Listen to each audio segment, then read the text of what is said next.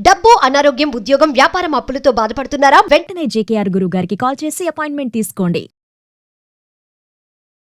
Hello నమస్తే, welcome to Suman TV. ప్రస్తుతం మనతో పాటు law of attraction coach, money and life skills coach అయిన బ్రహ్మశ్రీ డాక్టర్ జేకేఆర్ గారు ఉన్నారు. వీరితో ఈరోజు కొన్ని విషయాల గురించి మనం చర్చిద్దాం.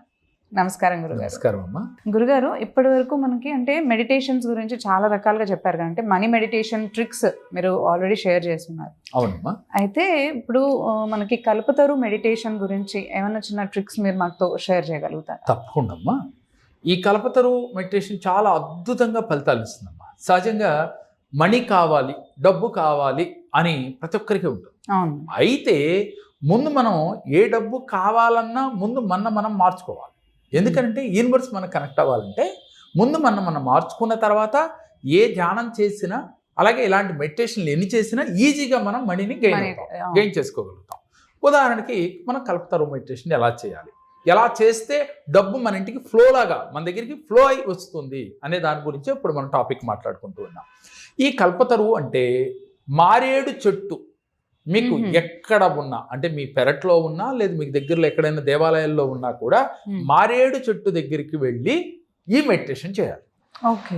లేక కల్పతరువు అని మనం ఎలా అంటే దేవదానవులు అమృతం కోసం ప్రయత్నిస్తున్న సమయంలో, పాల సముద్ర మదన సమయంలో ఆ సముద్రం గుండా పుట్టిందే కల్పతరువు. ఒకే కల్పతరువు ఎక్కడిది అనేది వస్తే అక్కడ పుట్టింది కల్పతరువు. కాబట్టి ఆ కల్పతరువు మీ ఊహల్లో గనక అందినా, ఏ పిక్చర్లో మీరు చూసినా ఆ కల్పతరువుని ఊహించుకుని ఇంట్లో కూడా మెడిటేషన్ చేయొచ్చు. ఓకేరా? ఆ ఇమేజ్ పెట్టుకుని మీకు నెట్లో దొరుకుతుంది కల్పతరువు అంటే.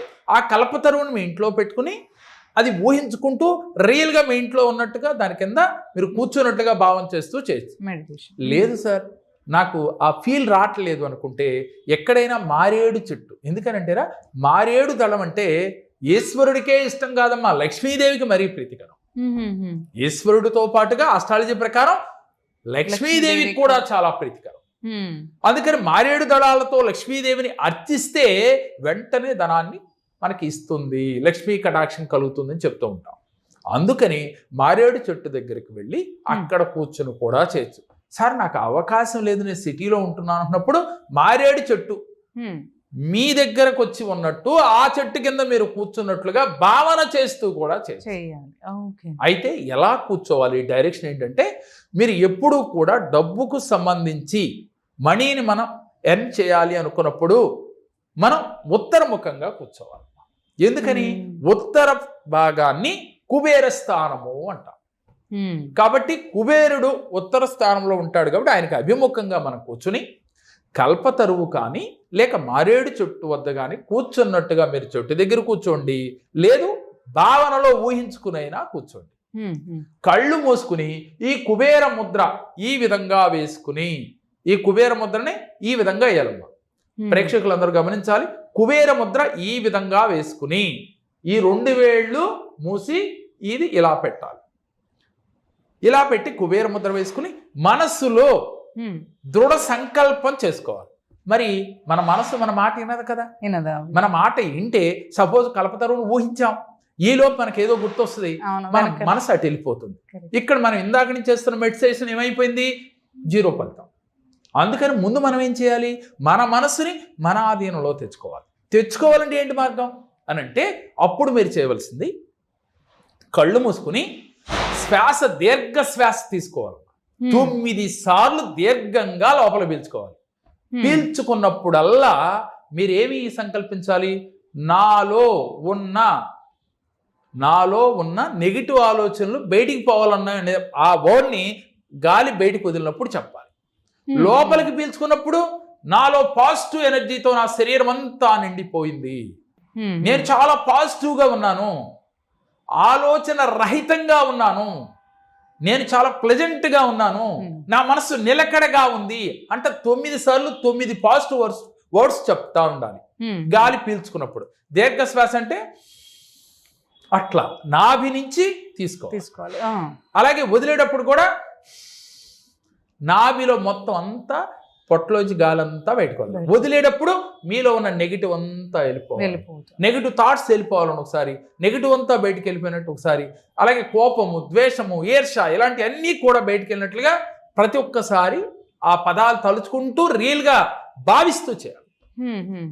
చేసిన తర్వాత ఒక్క 5 minutes నిశ్శబ్దంగా శ్వాసను గమనిస్తూ నిలిచిపోవాలి. వెంటనే మీ మనసు మీ ఆధీనంలో రావటం ప్రారంభమవుతుంది.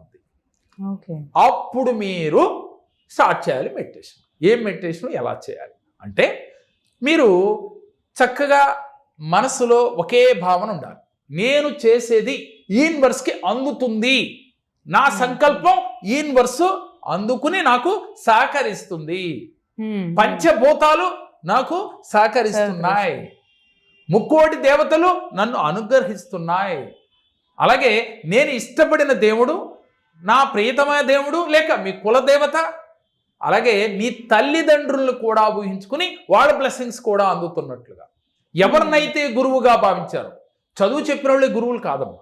చదువు చెప్పేది ఉద్యోగాలు వాటి కోసం.